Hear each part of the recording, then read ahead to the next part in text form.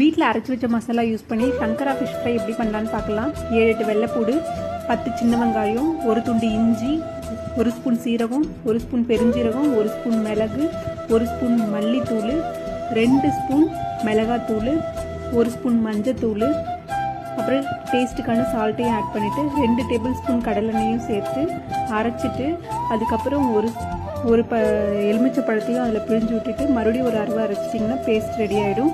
அதுக்கப்புறம் நீங்கள் கட் பண்ணி வச்சுருந்த சங்கரா ஃபிஷ்ஷையும் எடுத்து வச்சு அதில் மிக்ஸ் பண்ணிவிட்டு ஒரு அரை மணி நேரம் ஊற வச்சுட்டு அதுக்கப்புறம் எப்பயும் போல் கடாயில் 2 டேபிள் ஸ்பூன் ஆயில் ஊற்றினா போதும், ரொம்பவும் வேண்டாம். அதுக்கப்புறம் கருவேப்பிலை அது மேலே ஸ்ப்ரெட் பண்ணி விட்டுட்டு நீங்கள் தவா ஃப்ரை மாதிரி நீங்கள் மிக்ஸ் பண்ணி வச்சுருந்த ஃபிஷ்ஷையும் எடுத்து அதில் போட்டு எடுத்திங்கன்னா அருமையான டேஸ்டியான உங்களுக்கு சங்கரா ஃபிஷ் ஃப்ரை ரெடி ஆகிடும். வீட்டில் அரைச்சி வச்ச மசாலானால உங்களுக்கு ரொம்ப மணமாகவும் டேஸ்டியாகவும் ஹெல்த்தியாகவும் இருக்கும். தேங்க்யூ.